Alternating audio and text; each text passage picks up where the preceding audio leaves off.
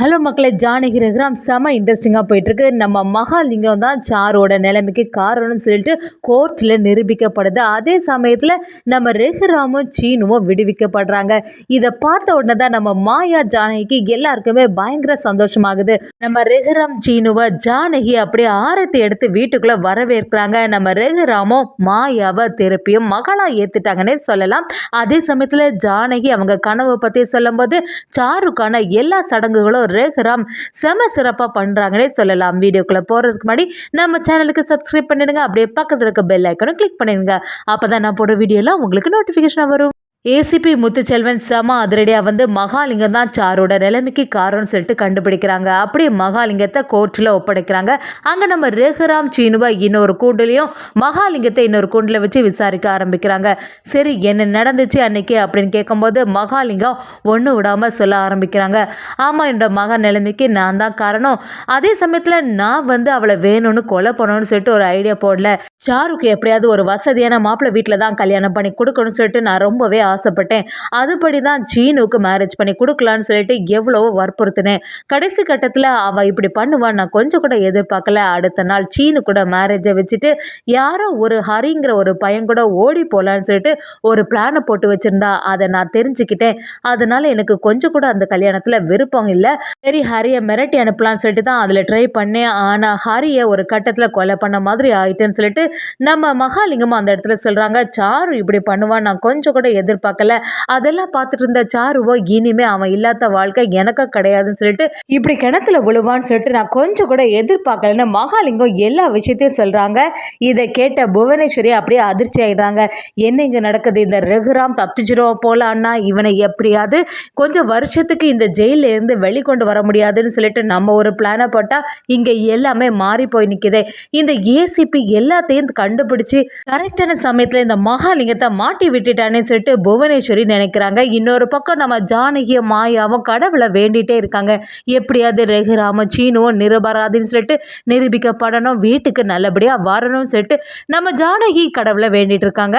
அதே சமயத்தில் நம்ம ரகுராமும் சீனுக்கும் மேலே எந்த தப்பும் இல்லைன்னு சொல்லிட்டு நீதிபதி நிரபராதின்னு சொல்லிட்டு எல்லாத்தையும் சொல்லிடுறாங்க. இதை கேட்ட உடனே தான் ரகுராம் சீனுக்கு ரொம்பவே நிம்மதியாச்சு. ஜானகி மாயா எல்லாருமே குடும்பமாக சேர்ந்து ரொம்ப சந்தோஷமாக இருக்காங்க. நம்ம மாயாவும் அவங்க லாயர்கிட்ட வந்து நீங்கள் நினச்ச மாதிரி நல்லபடியாக நடந்தது, உங்களோட முயற்சினால தான் இவ்வளோ நடந்துச்சு, ரொம்பவே தேங்க்ஸ்ன்னு சொல்லும்போது அந்த இடத்துல அபிமன்யும் மாயா இந்த கேஸுக்காக நீங்கள் தான் ரொம்பவே உழைப்பு போட்டிருக்கீங்க. அது மட்டும் இல்லாமல் ஏசிபி முத்துச்செல்வன் தான் கரெக்டான சமயத்தில் எல்லாத்தையுமே கண்டுபிடிச்சாங்கன்னு சொல்லிடுறாங்க. நம்ம ஜானகி மாயா எல்லாரும் குடும்பமாக சேர்ந்த மாதிரி ஏசிபி முத்துச்செல்வன்ட்ட ரொம்பவே சந்தோஷம், உங்களால் தான் இந்த கேஸ் முடிஞ்சது, நல்லபடியாக மகாலிங்கம் தான் இந்த குற்றத்தை செய்தாங்கன்னு கரெக்டான சமயத்தில் நிரூபிச்சிட்டேன்னு சொல்லும்போது ஏசிபியோ யார் நிரபராதியோ அவங்க எப்போவுமே தண்டிக்கப்பட மாட்டாங்க, அதுதான் என்னோட குறிக்கோள், அந்த வேலையை தான் நான் செய்தேன், அதுக்காக நீங்கள் எனக்கு தேங்க்ஸ் சொல்லணும்னு அவசியம் இல்லைன்னு அந்த இடத்துல நம்ம ஏசிபி முத்துச்செல்வனும் செமையாக பேசுகிறாங்கன்னு சொல்லலாம். இன்னொரு பக்கம் பார்த்தீங்கன்னா ரகுராமும் சீனுவும் வெளியில் வராங்க. இதை பார்த்து நம்ம சிவராமன் மணி எல்லாருமே நான் நினச்ச மாதிரி நீங்கள் வெளியில் வந்துட்டீங்க அண்ணான்னு சொல்லிட்டு சிவராமன் ரகுராமன் அப்படியே கட்டி அணைக்கிறாங்க. ஒரு விளையாட்டு நம்ம குடும்பத்தில் உள்ள பிரச்சனை எல்லாம் சரியாக போகுதுன்னு சொல்லி அந்த இடத்துல நிற்கும் போது புவனேஸ்வரியும் நம்ம மாயா கிட்ட வந்து நீ எல்லாத்தையும் சரி பண்ணிட்டேன்னு ரொம்பவே யோசிச்சுட்டு இருக்காத, எப்போவா இருந்தாலும் இந்த ரகுராம நான் சும்மா விட போகிறதில்ல, எப்படி இருந்தாலும் பழி வாங்க தான் போகிறேன் அப்படின்னு சொல்லும் போது நம்ம மாயாவும் எல்லாமே உன்னோட திட்டம் தான் எங்களுக்கு நல்லாவே தெரியும், என்ன நடந்தாலுமே இந்த குடும்பத்துக்கு பாதுகாப்பாக நான் இருப்பேன், இந்த என்னை தாண்டி இந்த குடும்பத்துக்கு எந்த பிரச்சனையும் வர்றதுக்கு விடவே மாட்டேன்னு சொல்லிட்டு மாயாவும் அந்த இடத்துல செமையாக பேசுகிறாங்க.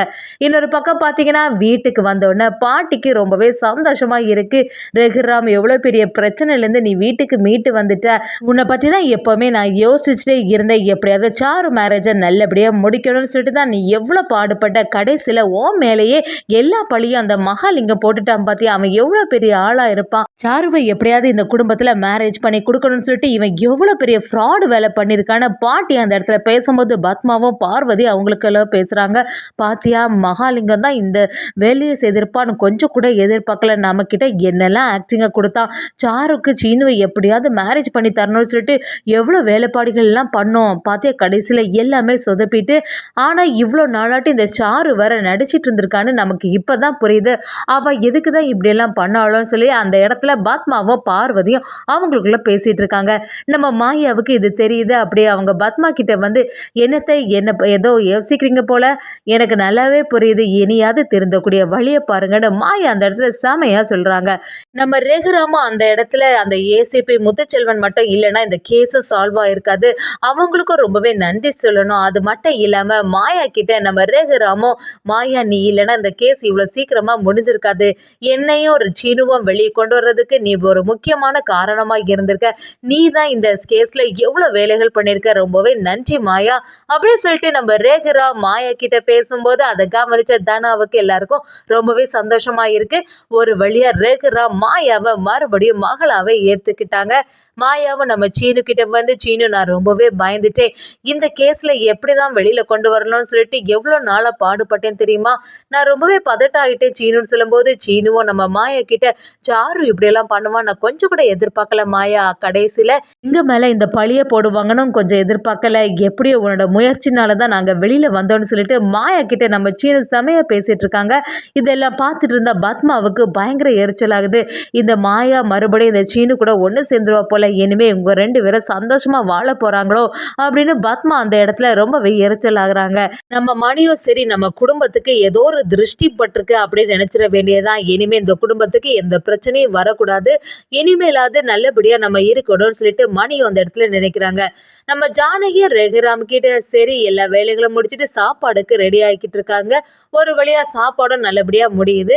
கொஞ்ச நேரத்துல நம்ம ஜானகிக்கு மனசுல கொஞ்சம் தோணிட்டே இருக்கு, அந்த சாரு வேற நம்ம கனவுல வந்து சொன்னாலே, பெரியம்மா என்னோட ஆத்மா என்ன சாந்தி இடாம சுத்திட்டு இருக்கு, பெரியப்பா கிட்ட சொல்லி எப்படியாவது எனக்கு அதுக்கான சடங்குகளை பண்ணுங்கன்னு எப்படியாவது ரகுராம் கிட்ட சொல்லணும்னு நம்ம ஜானகியும் நினைக்கிறாங்க. சரி எல்லா நிலைமையும் கொஞ்சம் கரெக்டா ஆன உடனே நம்ம ரகுராம் கிட்ட ஜானகி அந்த இடத்துல வச்சு சொல்ல ஆரம்பிக்கிறாங்க. எனக்கு ஒரு கனவு வந்து அதுல சாரு ஏதோ நிம்மதி இல்லாம சுத்திட்டு இருக்கான்னு வந்தது, அதனால உங்களை ஒரு சடங்குகளை பண்ண சொன்னா அப்படின்னு சொல்லும்போது நம்ம ரகுராமும் சரி அதுக்கான வேலைகளை பார்ப்போன்னு அதுக்கான பூஜைகள் எல்லாமே பண்ண ஆரம்பிக்கிறாங்கன்னே சொல்லலாம். இன்னொரு பக்கம் புவனேஸ்வரியும் இந்த ரகுராம் எப்படிதான் இந்த இடத்துல இருந்து தப்பிச்சான்னு புரிய மாட்டேங்குது. கொஞ்ச நாள்ல கோவில் திருவிழாவும் வரப்போகுது. இந்த வாட்டி கண்டிப்பா இந்த ரகுராம் தலைமையில இந்த திருவிழா நடக்கவே கூடாது. எப்பவுமே அவனுக்கு தான் எல்லா மரியாதையும் கிடைக்குது, என்னதான் நம்ம பிளான் பண்ணாலும் கடைசி நேரத்துல ரகுராம் தப்பிச்சிடுறானே அப்படின்னு சொல்லும்போது பசுபதியும் எல்லாத்துக்கும் காரணம் அந்த மாயா தான், அந்த மாயா இங்கே இருக்க வரைக்கும் நம்ம ரகுராம் குடும்பத்தை எதுவுமே பண்ண முடியாது போல இருக்கே அப்படின்னு சொல்லிட்டு பசுபதியும் புவனேஸ்வர் கிட்ட சொல்றாங்க. புவனேஸ்வரியும் திருவிழாவோட ரகுராம் குடும்பத்தை எப்படியாவது பழி வாங்கணும்னு சொல்லிட்டு அடுத்த திட்டத்தை போட ஆரம்பிக்கிறாங்க. என்னதான் இருந்தாலும் மாயா தனா எல்லாரும் ஒன்று சேர்ந்த மாதிரி இந்த வாட்டி எல்லா பிரச்சனையும் தாண்டி ரகுராமோட தலைமையிலேயே இந்த திருவிழாவும் சிறப்பாக நடக்கிறதுக்காக மாயாவும் ஜானகி குடும்பத்தில் உள்ளவங்க எல்லாரும் சேர்ந்த மாதிரி நம்ம ரகுராமுக்கு துணையாவே இருக்காங்கன்னே சொல்லலாம்.